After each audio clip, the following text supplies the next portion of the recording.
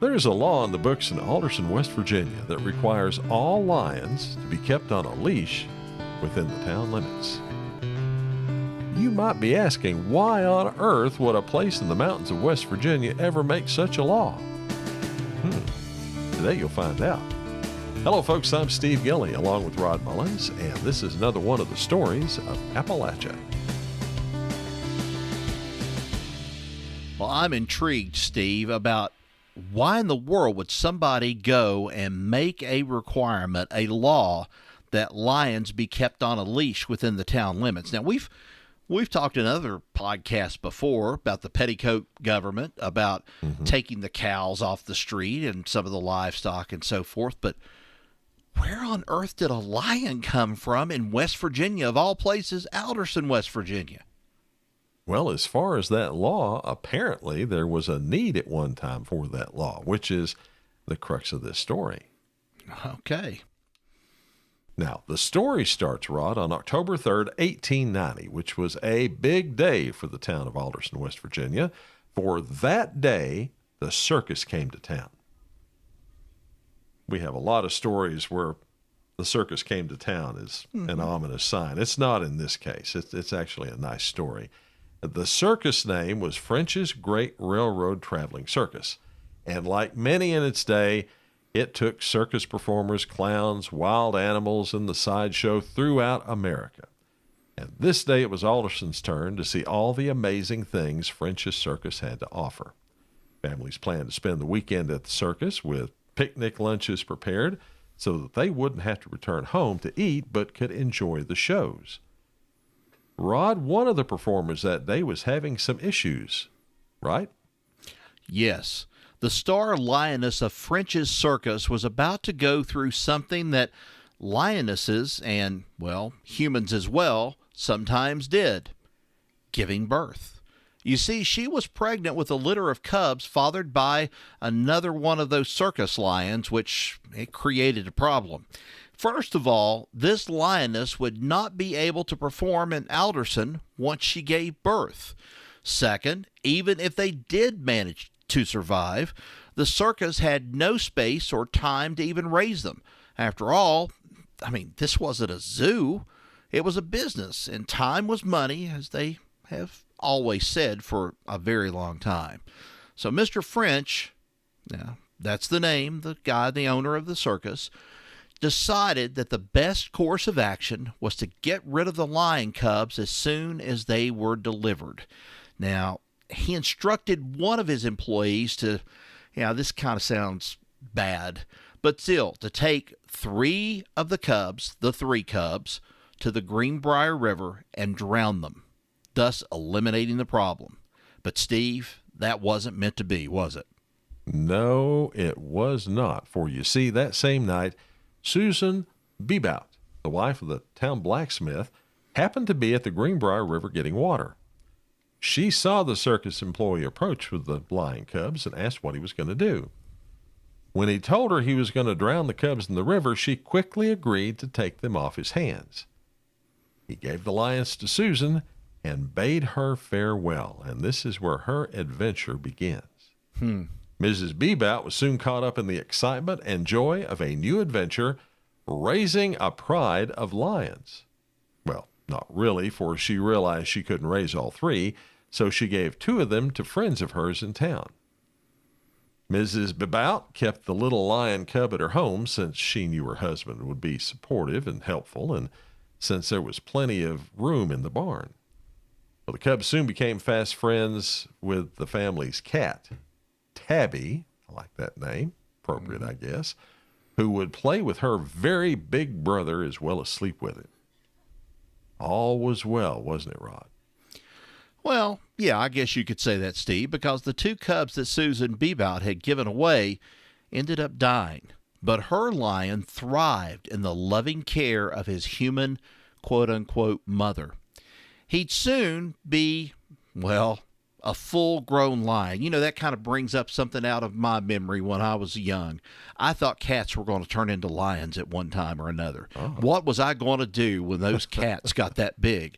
Well, anyway, Susan decided he needed a name. and she decided to name him for the circus that had brought him into her life, French, or more exactly, French, the Alderson lion. And over the years, French grew even closer to Tabby the cat, not as a plaything or a chew toy, but they became almost inseparable, playing and sleeping together. French soon started to follow Tabby as Tabby went on her daily travels around town, and I'm sure it gained a lot of attention. Soon the folks in Alderson became used to seeing Tabby, followed close behind by a quickly growing lion.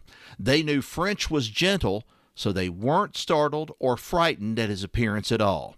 Folks from out of town, though, well, that was a little bit of a different matter, wasn't it, Steve? Yeah, you could say so. You see, one evening, a traveling salesman who'd come to Alderson had decided to take a walk along the Greenbrier River. Now, he was crossing the bridge over the river when he heard something following him. He turned around to find himself facing a fully grown African lion who wanted to play and to sniff him. Well, not knowing that French was a gentle beast, the salesman's fight or flight instinct took over, or rather, I should say his flight instinct did. He ran and didn't stop running till he made it to the doctor's house, where he promptly fainted. Alderson authorities decided that it was time to do something about French, so they passed a law. It would henceforth be unlawful for a lion to run at large on the streets, punishable as a misdemeanor and a fine. Because of this law, Susan was forced to fence in her yard and put bars on the windows to keep French inside the yard and house. That, plus the dramatic growth of French, soon convinced her that her beloved lion needed to be someplace where he could be properly cared for. So she made arrangements to sell French to the National Zoo in Washington, D.C. And Rod, there he lived the remainder of his life and was described by zoo officials as being gentle and affectionate and loving towards his keepers. And by the way, there's a historical marker for French, as well as a statue in Alderson right next to the Greenbrier River. Wow. What a great story, but, sad a little bit in there because of the other two cubs that passed away. But, I guess you got to say that knee-jerk reaction by people sometimes to something that was so good in town. Like we just mentioned, people saw Tabby walking through town. Well, here comes French, French walking down through town too. But it took somebody who was, can we say, an outsider to go and to just suddenly change the way that things had been in Alderson with this big lion.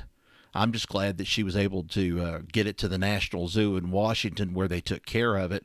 And, it's amazing. It's amazing that an animal like this, which of course is made for the wild, was sort of domesticated, I guess, if you want to call it that, by this family and by that woman, and it changes everything. So, wow, what a story.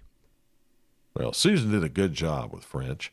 Mm-hmm. He could have been a vicious killer. He could have been depressed. He could have just curled up and died, but he thrived under her care. Mm-hmm. And regardless of whether or not he had to wear a leash or not, he did quite well. And you're right. He was lucky to have gotten into the National Zoo in Washington and lucky to be cared for as kindly as he was when he got there. Yep. This story is always one about this law that makes no sense. Right. You hardly ever hear this backstory behind it to how it gets there, which is a lot more fascinating story than, hey, there's this town that says you can't have a lion out there without a leash on. It's like these crazy laws or something that they come up with. And I can remember playing Trivial Pursuit of all things. And the thing was that you could not take a bath in Bar, Vermont on Saturday night.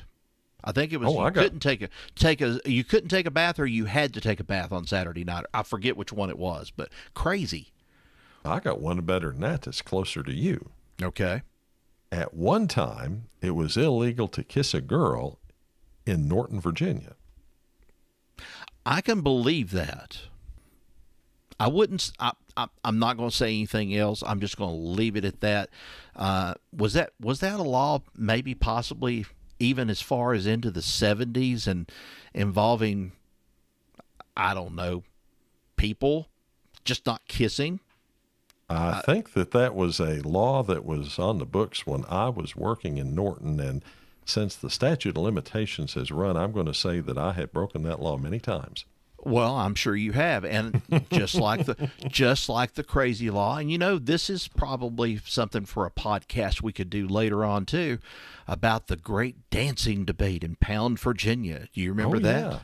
Yeah, it was illegal to dance in Pound because the motion and the way that you dance and stuff was suggestive, and it might create, situations. What about sock hops? What about school dances? Yep. No, didn't apply to that.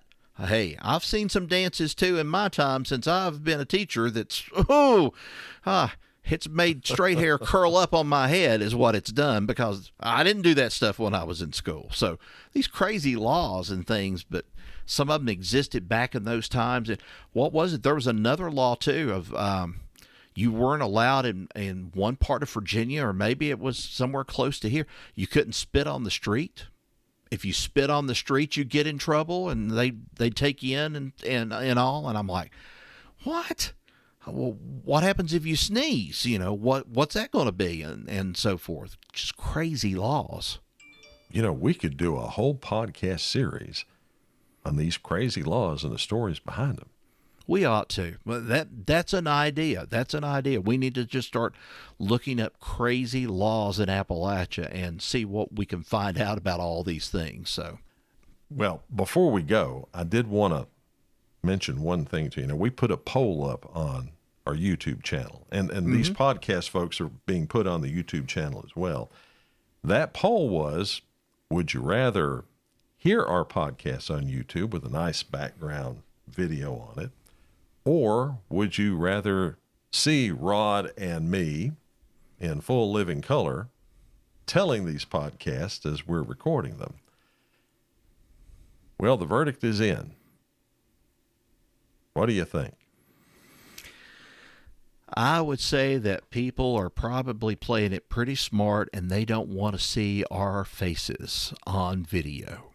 It's pretty close, but yeah, that's coming down on the line of, we'd rather hear you, but look at some pretty scenery. I think I did like the comment of where one person said, we'd love to see your faces, but we'd rather you just go ahead and just do the audio version. So that we can take a hint. We can take a hint with that. So, well, folks, that is the story of French, the Alderson lion. Another bit of the history of this place we call home, Appalachia. Thanks for listening. Now, you can subscribe to the Stories Podcast on your favorite podcast app. And if you're watching us on YouTube, be sure to click that subscribe button and give us a thumbs up if you like what you're listening to. Until next time, y'all take care. So long, everybody.